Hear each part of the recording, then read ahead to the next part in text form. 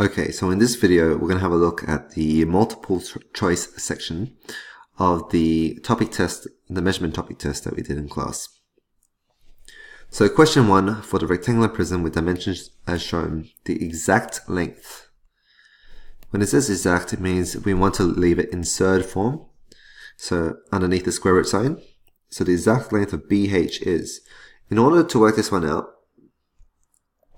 we need to use Pythagoras' theorem of this right angle triangle. But before we can do that, we first need to use another right angle triangle to work out the length of EB. So EB is equal to the square root of 14 squared plus 7 squared. Okay, that's because EB is the hypotenuse of that right angle triangle. So it's going to be plus underneath that square root sign. So let's just put what's underneath the square root sign into the calculator. 14 squared plus 7 squared. Because we want the exact form, so 245. So EB is equal to root 245. Okay, that's how long EB is. To work out BH is therefore, which is the hypotenuse of the right angle triangle. So we've got 5 squared plus root 245 squared, because that's how long EB is. The square root of 245 squared is just 245, so technically we have 5 squared plus 245. 25 plus 245 is 270, so the answer is E, root 270. Question 2. The area of a circle is 7.288 centimeters, that should be squared. Its circumference is closest to, well, we know that the formula for the area of a circle is pi r squared. Here it's saying that the area is 7.288 times pi r squared. We need to work out the radius so we can work out the circumference. So let's divide both sides by pi. 7.288 divided by pi is equal to r squared, and r will therefore equal to the square root of 7.288 over pi. Okay, because we need to get r by itself, so we need to get rid of this square. The opposite of squared is square root. When we put that into the calculator, what do we get? We have the square root of 7.288 over pi, 1.523. Okay, it's about that. Therefore, the circumference of a circle, which is 2 pi r, is 2 pi times 1.523. In this case, instead of typing 1.523, because that was the last answer I got, I'm just going to press answer times 2 pi. That will give me the most accurate answer, 9.57. 9.57 centimeters, which is A.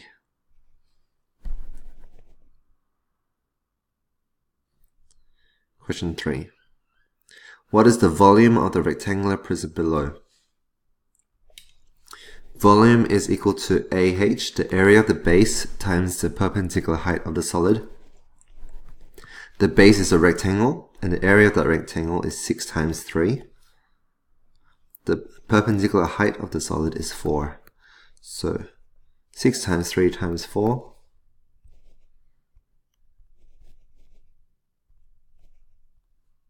is 72. Because it's volume, it's cubic units. 72 centimeters cubed, which is D, not E. I know E has that little cube there, but it's not that. Okay, question 4. The exact area. Okay, we're looking for the exact area of the curved surface part of a cone with a diameter 2 centimeters and a slant height 9 centimeters. Now, when we're not given a diagram, it's always best to draw it out. So here's my cone. It's got a slant height of 9 centimeters and a diameter of 2 centimeters. And we want to find the area of the curved surface. We know that the surface area of a cone is pi r squared plus pi rl. But this pi r squared bit is the circle, so we do not need that. The curved bit is pi rl. So area is equal to pi rl. In this case, r is 1, the radius is 1 because the diameter is 2, and the length, L, the slant height, is 9. Because it says exact area, we don't put pi into our calculator, we only put 1 times 9, which is just 9.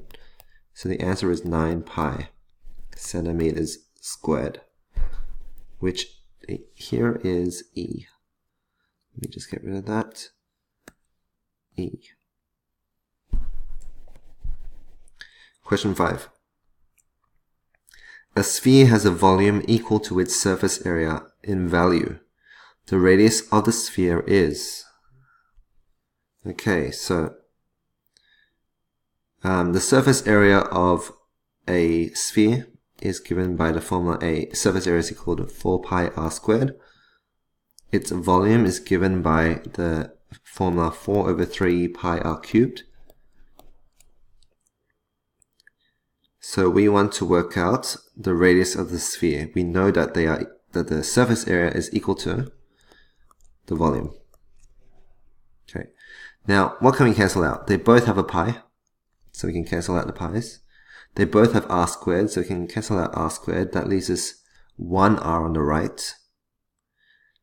Let's see if we can get this r by itself. So at the moment, we have 4 is equal to 4 over 3r. If we multiply both sides by 3 to get rid of this fraction, we'll have 12 is equal to 4r. Divide both sides by 4. 12 divided by 4 is 3. 3 is equal to r. So the radius is 3 units. D. Question 6. If a cone has height 2x and radius 2x, its surface area is... Like I said before, if we don't have a diagram, draw it out. So here's my cone. It has a height, okay, a perpendicular height of 2x and a radius of x. What is its surface area? Well, surface area of a cone is given by the formula pi r squared plus pi rl. In this case, the radius is x, so it's pi x squared plus pi times x times L. L is the slant height, but we don't have that. What we do know is that the slant height is the hypotenuse of this right angle triangle here. Let me just highlight that triangle for you. Because it's the hypotenuse, we're going to square root x squared plus 2x squared, 2x all squared. So what does that give us?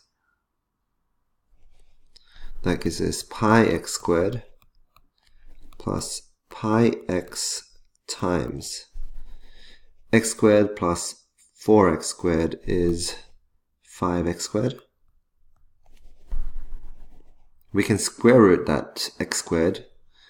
We can square root this x squared to become x, so that's going to go outside the brackets.